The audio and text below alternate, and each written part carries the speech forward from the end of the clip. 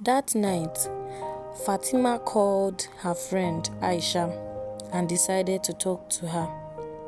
She asked Aisha,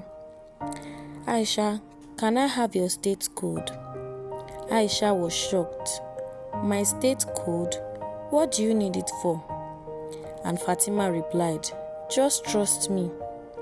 And Aisha said, okay, don't worry, I'll give you tomorrow morning. And they went to bed.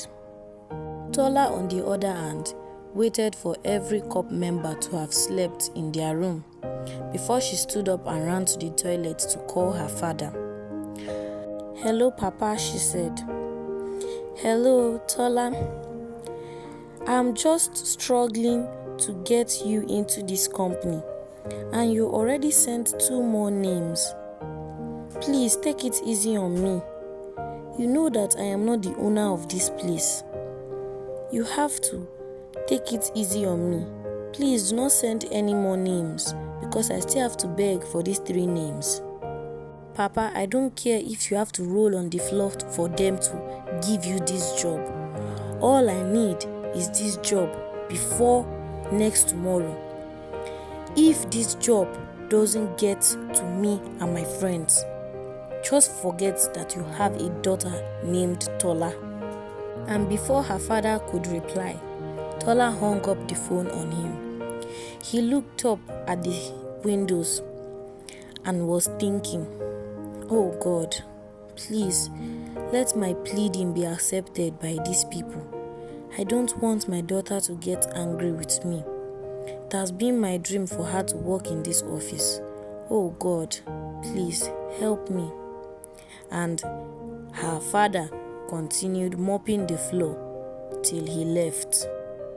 Tola continued enjoying her parade the next day, and students bought her lunch. Some bought her smoothie, some bought her burger, and some bought her chips.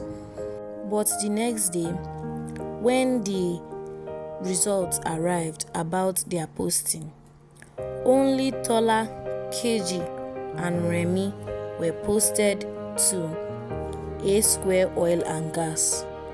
And then Tola's bragging continued, and she said, I told you guys, my father is the boss there.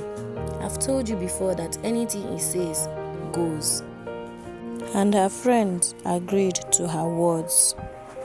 Aisha also told her friend Fatima when she saw her posting card. She was shocked to see that she was posted also to the same company where Tola and her friends were posted to, A Square Oil and Gas. And she asked her friend Fatima how she was able to get her to such a huge company. And Fatima just smiled and said, it's by the grace of God. Well, congratulations. Aisha asked Fatima where she was posted to, and Fatima just smiled, saying, somewhere comfortable, of course. And Aisha smiled, beaming with joy. They both went to bed. And the next morning, the 4 ladies got to A Square Oil and Gas Company. KG, Remy, Tola, and Aisha got there in their uniforms, ready for the decision of the boss on them. And a receptionist attended to them when they got there. She asked them to sit down and wait, and she told them that, ladies, the CEO will join you very soon. And a few minutes after, the receptionist came back saying, please ladies, join me. The CEO is waiting for you.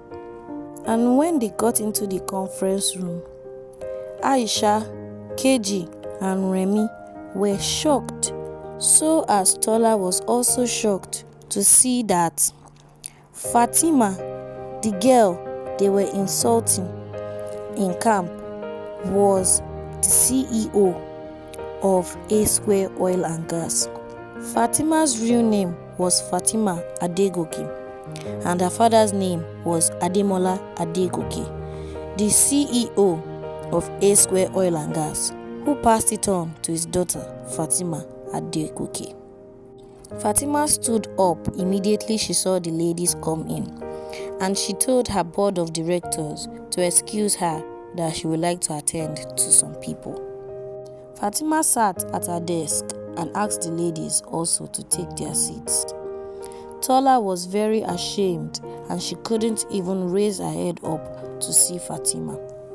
As Fatima was about to address all of them, a man walked in. It was Tola's father, and he said, "Ma, may I come in?" Fatima asked him to come in, and so he did. He said, "Ma, I just came to thank you for the great thing you have done in my life. I came to thank you for posting my daughter," he said while pointing to Tola, "for posting my daughter and her friends here. Thank you very much, ma." KG and Remy were shocked to see that Tola's father was just a cleaner there and not a director. And they said to Tola, "Tola, so your father is just a cleaner here, and you were bragging that he is the director of this place, and he is even the one that begged for us to be posted here. Instead of him being the one signing the papers, he's the one begging for us? Tola, you shouldn't have lied. You are more than this. You should have just told us the truth all along. Don't friends tell each other the truth?" But Tola could not reply because she was covered in shame and nothing else. And Fatima replied, "Not to worry, sir.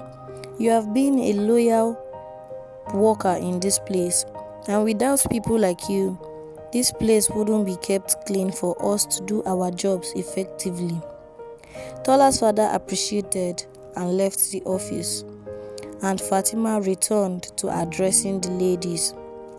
She said, "As you can see now, I happen to be the CEO's daughter and the future CEO of this company that Tola was bragging about. Why don't we just calm down and stop judging people by their looks? Like they say, you don't judge a book by its cover. I was just a nice person and I wanted to make friends. I'm not the type of person who judge people by their looks or by first impressions." Fatima emphasized those words while staring directly at Tola and her friends. Tola and her friends said, "Please forgive us. We didn't know." And Fatima replied, "You are forgiven. I'm not the type of person who holds grudges. I mean, I don't even have the strength to hold grudges. So it's fine." And Tola, Remy, KG, and Aisha were officially employed into A Square Oil and Gas Company.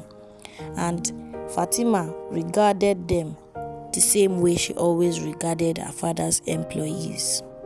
In the afternoon, Aisha went to meet Fatima in her office in order to speak with her concerning her sudden change, sudden wealth, and even things she never told her about before.